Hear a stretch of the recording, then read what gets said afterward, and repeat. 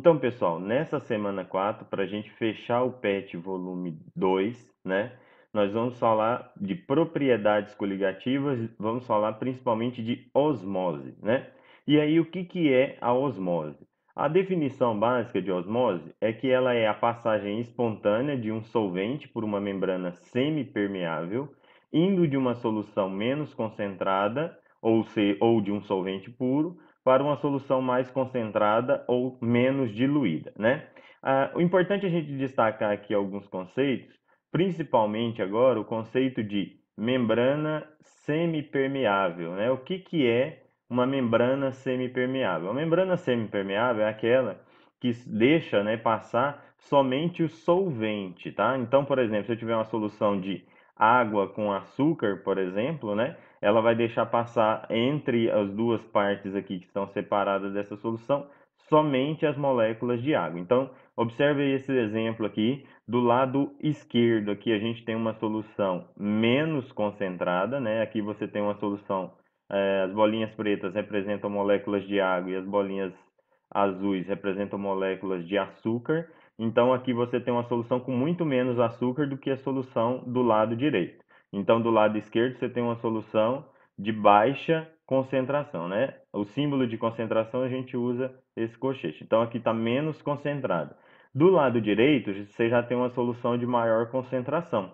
Então, a tendência natural, o fluxo natural, é que o solvente, né, ele passe da solução aqui menos concentrada para a solução mais concentrada. Então, o sentido do fluxo do solvente é aqui da esquerda para a direita. E aí o que que a gente vai perceber? Uma diminuição do volume do lado esquerdo e um aumento do volume aqui do lado direito, né? Porém, esse aumento ele não é infinito, né? Não é que aqui vai diminuir infinitamente, ali vai subir infinitamente. A tendência disso aqui é até atingir um certo equilíbrio. E como que vai ser dado esse equilíbrio? Esse equilíbrio vai ser dado a partir do momento que essa coluna de líquido aqui vai subindo, ela vai criando uma certa pressão, né? E aí tem um momento que existe uma pressão que consegue barrar a transferência de água da esquerda para a direita nesse caso. Essa pressão a gente vai chamar aqui, simbolizar ela de π, e o nome dessa pressão é pressão osmótica, ok?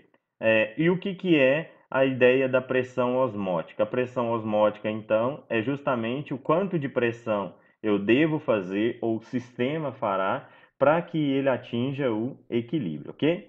Então eu trouxe aqui um slide, né, para falar para a gente poder entender, né, melhor como é que acontece aí essa tal dessa pressão osmótica e como é que a gente pode fazer um fenômeno chamado de osmose reversa. O conceito de pressão osmótica é a pressão necessária para impedir que ocorra o processo de osmose. Essa pressão ela vai acontecer naturalmente, né? À medida que o solvente, como eu disse no slide anterior, ele vai passando aqui da esquerda para a direita, essa coluna de líquido vai aumentando e ele vai gerar uma pressão.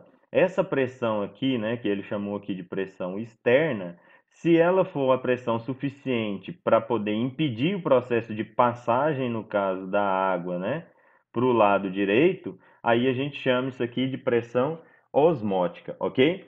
Então, como é que a gente calcula essa pressão osmótica? Isso aqui só mais a título de curiosidade. A maioria dos exercícios ele quer só o conceito de pressão osmótica, que é aquela pressão para que ocorra o impedimento da passagem, no caso do solvente, do lado menos concentrado para o mais concentrado. Quer dizer, ele não quer que isso aqui aconteça, ok?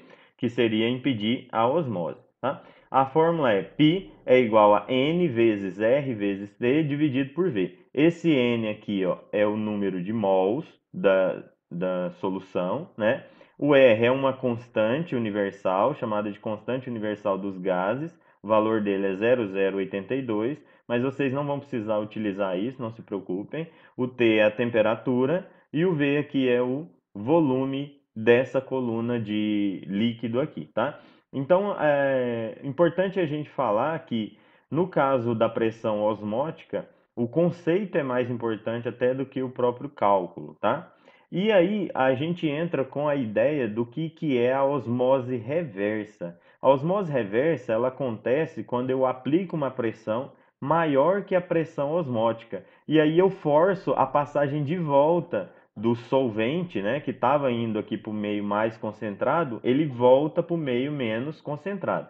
Então, se além dessa pressão osmótica aqui, que é normal, natural do processo, eu vier e colocar uma outra pressão aqui, uma pressão maior do que a pressão osmótica, aí o que vai acontecer? As moléculas de água vão ser forçadas a retornar para o lado menos dissolvido, menos concentrado, ou seja, o lado mais dissolvido.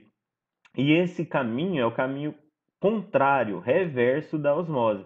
E é por isso que a gente chama isso de osmose reversa.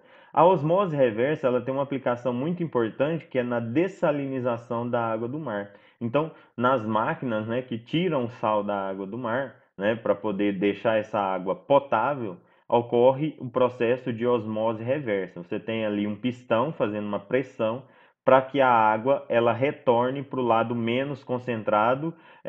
Digamos assim que do lado de cá eu teria a água do mar, né? E do lado esquerdo ali eu teria a água potável, né? Que é essa água aqui eu consigo beber justamente porque a concentração de sais dela não é muito grande.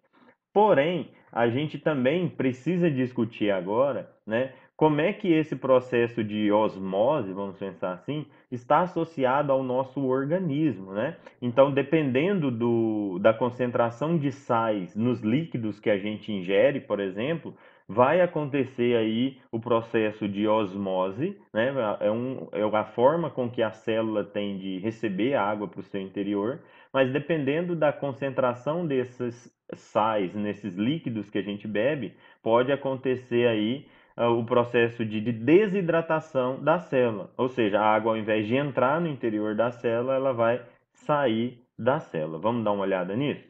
Então, eu trouxe aqui, né, para a gente entender isso, né, como é que funciona a historinha da osmose dentro das nossas células.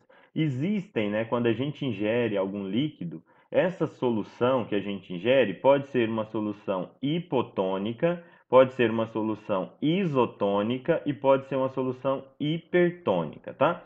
Solução hipotônica seria aquela que tem uma concentração de sais menor do que a que tem no interior das células. Então, vamos pensar aqui o seguinte, ó, aqui está uma célula que ela foi submetida a uma solução hipotônica, ela vai acabar ficando inchada. Porque acontece o seguinte, dentro da célula você tem uma grande concentração de sais, né? E do lado de fora da célula você tem uma pequena concentração de sais. Qual que é o caminho normal do líquido, no caso, dentro do que se refere à osmose nessa situação? A tendência dele é passar da região menos concentrada para a região mais concentrada. Então você vai ter a entrada de água dentro da célula. A membrana celular aqui, ó, ela funciona como uma membrana semipermeável, né? Ela deixa passar somente as moléculas de água, ok? Então, de acordo com o processo de osmose, você vai ter uma entrada exagerada de água no interior da célula e a célula vai ficar inchada, tá? Por isso que, por exemplo, os atletas, eles não bebem, né, para se hidratar assim que termina um jogo, por exemplo, eles não bebem água pura, eles bebem uma solução isotônica, né? O que quer dizer uma solução isotônica? É aquela que tem uma concentração de sais igual ou muito próxima daquela que tem no interior das células. Então, é como se eu tivesse aqui uma certa concentração de sais, né? Tem aqui uma certa concentração de sais dentro da célula e a mesma concentração de sais vão muito próxima do lado de fora da célula. E aí o que vai acontecer? Vai acontecer a entrada de água para a célula, mas essa entrada de água ela vai ser de maneira bem suave, bem tranquila para dentro da célula. E por que que isso não é bom para os atletas? Porque, por exemplo, quando a água entra numa solução hipotônica, se entrar muita água dentro da célula, por exemplo, células musculares, essas células podem se romper. E aí isso pode gerar, por exemplo, dor muscular, né? E até algum problema mais sério de saúde, ok? Agora, também existem as soluções hipertônicas, né? O que são soluções hipertônicas? Como o próprio nome fala, são aquelas que têm uma concentração de sais maior do que o interior da célula. Por exemplo, se a gente tivesse a deriva no mar e a gente resolvesse ingerir a água do mar. A água do mar tem uma concentração de sais, né? Vamos pôr aqui assim, ó, muito maior do que aquela que tem no interior da nossa célula. E aí, qual que é o caminho normal da osmose? É a água sair do meio menos concentrado para o meio mais concentrado. Então, eu teria um movimento nesse sentido, de saída de água da célula. Então, se eu ingerir água do mar, ao invés de me hidratar, eu vou estar desidratando mais ainda as minhas células, tá certo? Então, a osmose é uma propriedade coligativa muito importante porque ela tem muito a ver, por exemplo, com o nosso organismo, o funcionamento do nosso organismo, tá certo? Agora nós vamos fazer alguns exercícios do PET para poder a gente ver como é que isso aqui tudo se aplica dentro dos exercícios. Vamos lá? Pessoal, vamos dar uma olhada nesse exercício aqui, né? O exercício 2 do PET dessa semana. Fala assim: a figura a seguir representa um frasco contendo duas soluções de glicose de concentrações diferentes, separadas por uma membrana semipermeável. Lembrando, a membrana semipermeável ela vai deixar passar somente o solvente, né? Sempre no sentido do que está menos concentrado para o mais concentrado. Esse é o caminho comum da osmose, tá? Então você tem um lado, por exemplo, que tem uma alta concentração e um lado que tem uma baixa concentração. Qual que é o caminho normal do solvente nesse processo? O solvente vai passar aqui do meio menos concentrado para o meio mais concentrado sempre, buscando o equilíbrio. Até quando? Até a coluna de líquido do lado menos concentrado atingir uma pressão igual à pressão que a gente chama de pressão osmótica. Beleza? Resumindo, basicamente é isso, tá? Então, vamos dar uma olhada aqui que o exercício fala para a gente. Ele fala aqui para a gente o seguinte: pela análise da figura, pode-se afirmar que após algum tempo ocorre, e aí a gente olhando para a figura, gente, olha só, você tem aqui água mais glicose 0,2 mol por litro, e do lado direito você tem água mais glicose 0,5 mol por litro. Qual lado que está mais concentrado? O lado que está mais concentrado é esse lado aqui, 0,5 mol por litro, beleza? E aí, então, nesse caso, a tendência natural da água é passar aqui do meio menos concentrado para o meio mais concentrado, ok? Essa coluna de água aqui, ela vai subir um pouco até aqui, até ela atingir uma certa pressão, chamada de pressão osmótica, simbolizada pela letra π, e essa pressão ela é capaz de impedir esse processo de passagem da água do lado esquerdo para o lado direito, nesse caso aqui, beleza? Então, vamos lá. O que vai acontecer? Um aumento do nível da solução A? Não, né? Porque se a solução B vai receber o solvente, aqui vai aumentar e essa aqui vai diminuir, né? Então, aqui está falso, ok? Um aumento da concentração da solução B? Também não. À medida que eu vou colocando água, essa concentração aqui, que é 0,5, ela vai diminuindo. Ela vai para 0,4, 0,3 e assim sucessivamente, beleza? Então, o aumento da concentração de B não vai acontecer. O aumento da concentração da solução A. Isso de fato acontece. Como o solvente vai indo embora e vai ficando mais soluto, né, a tendência, né, desse lado onde o solvente está indo embora é aumentar a concentração. Você vai ter um processo invertido em cada um dos lados, né? Aqui vai, após a passagem do solvente, né, você vai ter um aumento da concentração do lado direito, no caso, né, do lado menos concentrado, e você vai ter um abaixamento da concentração do lado esquerdo até que se chegue a um determinado equilíbrio dado pela pressão osmótica. Então, essa aqui é verdadeira. Diminuição do nível da solução B não é, a gente já viu.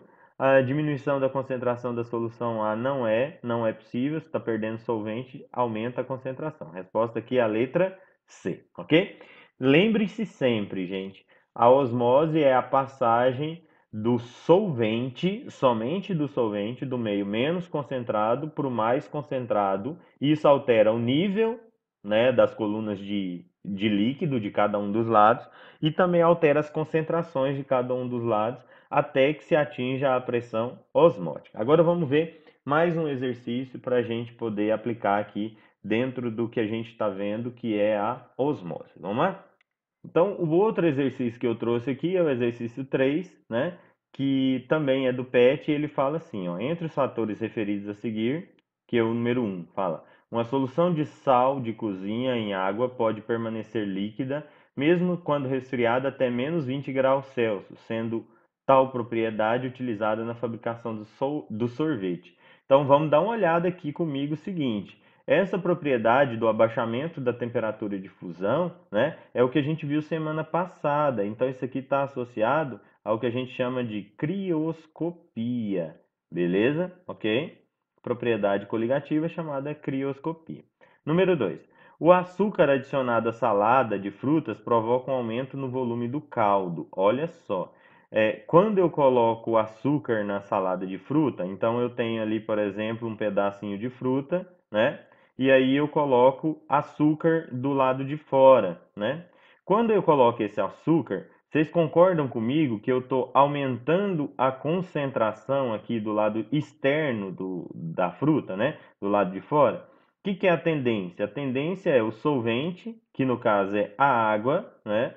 Passar aqui do lado de dentro da fruta para o lado de fora da fruta. Esse processo de passagem do solvente do lado menos concentrado para o mais concentrado é chamado de osmose. É o que a gente está estudando nessa aula de hoje, ok?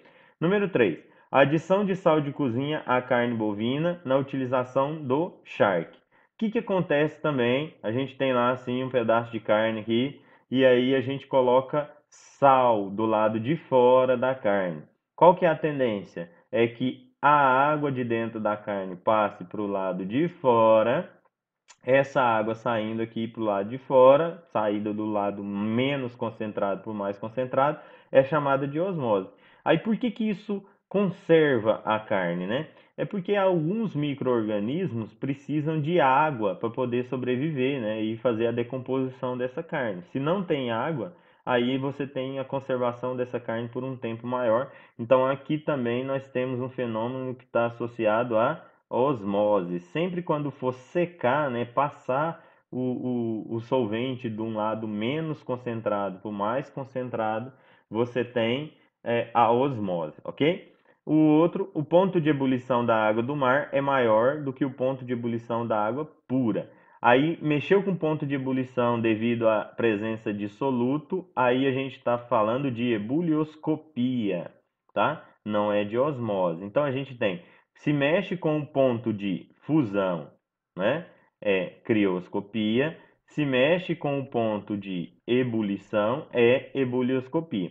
E se mexe com a passagem de solvente de um meio para o outro, né? Do meio menos concentrado para o mais concentrado, aí a gente tem a osmose, beleza? Então a pergunta aqui é: aqueles que podem ser explicados pela mesma propriedade coligativa são, então pela mesma propriedade, quer dizer, pela osmose, é o número 2 e o número 3 apenas. Beleza, pessoal? Eu espero que vocês tenham entendido tudo aí nessa aula de hoje. Se ficou alguma dúvida, deixa aqui nos comentários. Se você for meu aluno, me manda suas dúvidas lá no chat do Conexão Escola, que eu estou disponível para responder e ajudar todos vocês, tá certo? Valeu, até a próxima. Tchau, tchau.